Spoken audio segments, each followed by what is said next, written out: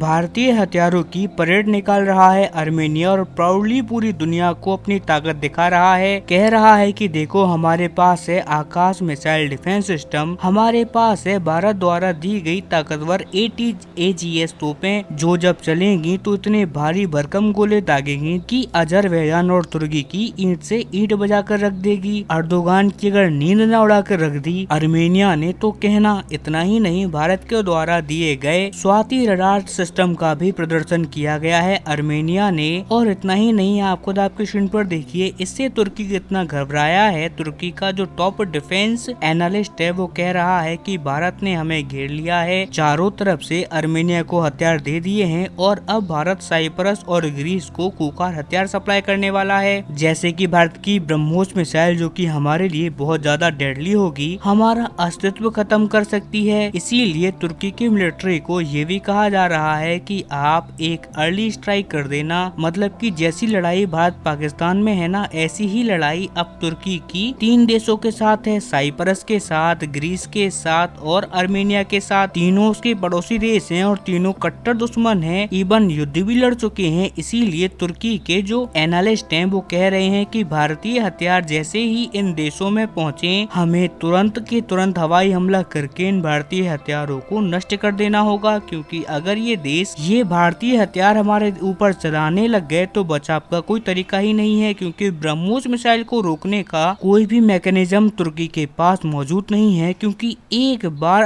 अगर ये देश भारतीय हथियार चलाने पर आ गए तुर्की के खिलाफ तो तुर्की के धुएं निकाल के रख देंगे। ऐसे ऐसे सजेशन तुर्की की फौज को, तुर्की के पॉलिटिशियंस को दे रहे हैं वहाँ के डिफेंस एक्सपर्ट। इसी से आप अंदाजा लगा लीजिए कि तुर्की के लोग कितने पैनिक में जा चुके हैं भारत के एक सिंगल मूव से। और रिपोर्ट्स के अनुसार भारत यहाँ नहीं रुकने वाला, भारत बहुत बड़ी तैयारी करके बैठा है। हम जहाँ आर्मेनिया को बड़े हथियार ऑलरेडी दे चुके हैं और ब्रह्मोस और प्रलय जैसी मिसाइलों को सप्लाई करने वाले हैं, वहीं साइप्रस के साथ, ग्रीस के साथ तो हमने बड़े यहाँ पर डिफेंस रोड मैप तैयार कर लिए हैं कि हम भविष्य में कैसे और कौन कौन से हथियार इनको देंगे और ये कैसे डिप्लॉय करेंगे इन्हें। साथ ही इनके साथ हमने बड़ी मिलिट्री एक्सरसाइज भी करने वाले हैं, यानी कि वो दिन दूर नहीं है जब भारतीय फौज तुर्की के बॉर्डर पर जाकर युद्ध अभ्यास करेगी। और आप यकीन नहीं करोगे, लेकिन आप तुर्की का कोई भी एक न्यूज नेटवर्क उठाकर देखना, वहाँ पर प्राइम टाइम में 8 बजे 9 बजे बड़े बड़े शो हो रहे हैं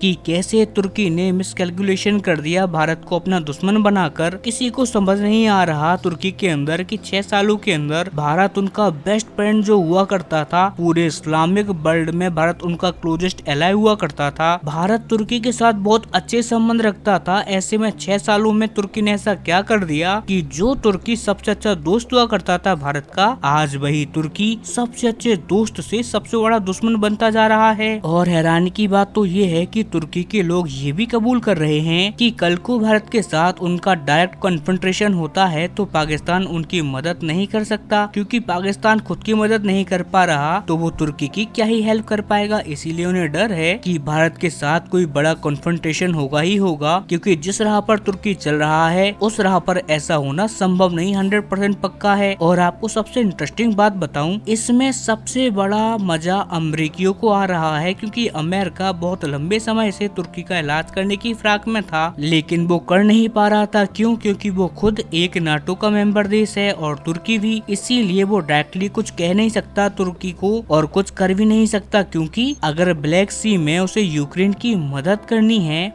तो तुर्की से होकर ही उसके शिप और हथियारों की शिपमेंट यूक्रेन जाते हैं। ऐसे में अगर वो तुर्की के खिलाफ कुछ भी करेगा तो यूक्रेन को मदद नहीं कर पाएगा अमेरिका। इसी वजह से चाहकर भी अमेरिका तुर्की का कोई इलाज नहीं कर पा रहा। लेकिन जो अमेरिका नहीं कर पाया, अब वो भारत ने एकदम सोफिस्टिकेटेड तरीके से वो सब कर दिखाया है। अब आप लोग कहोगे कि यार ये कैसे, तो हम डायरेक्टली तुर्की के खिलाफ कुछ नहीं कर सकते, क्योंकि तुर्की एक नाटो का देश है। ऐसे में हम अगर उस पर डायरेक्ट हमला करते हैं तो पूरा का पूरा नाटो मजबूर है भारत से युद्ध करने के लिए। ऐसे में भारत ने क्या किया, यूरोपियन यूनियन के देश ग्रीस और साइप्रस के देशों को पकड़ा दिए भारतीय हथियार और कहा कि तुम हमारे लिए काम करो, जो हम नहीं कर पा रहे वो तुम करो। अब भारत इन दोनों तुर्की के कट्टर दुश्मन को आर्म्ड कर रहा है, उन्हें मजबूत कर रहा है बहुत ज्यादा, जिससे कि ये और भी ज्यादा पावरफुल हो जाएं और तुर्की को परेशान करना स्टार्ट कर दें। और बिल्कुल ठीक वैसा ही अब हो भी रहा है। तुर्की यकीन मानिए धीरे धीरे करके बहुत बड़ी मुसीबत में पड़ता जा रहा है और आने वाले 6-7 सालों के अंदर आप देखेंगे कि तुर्की की लंका लगा के रख देंगे ग्रीस और साइप्रस। इतना ये मारेंगे तुर्की को भारतीय हथियारों का इस्तेमाल करके। मतलब कि जब भी इनकी लड़ाई होगी भारत दूर बैठा मजे लेगा और इन देशों को हथियार बेचेगा और मोटा मुनाफा भी काटेगा। यानी कि भारत के दोनों हाथों में लड्डू हैं। इससे ज्यादा शानदार सिनेरियो भारत के लिए कुछ और नहीं हो सकता। खैर, आपका इस खबर पर क्या कहना है, आपकी राय कमेंट में देना ना भूलें। साथ ही चैनल को सब्सक्राइब करें, वीडियो लाइक करें। हम मिलते हैं अपनी अगली वीडियो में, तब तक के लिए नमस्कार, जय हिंद।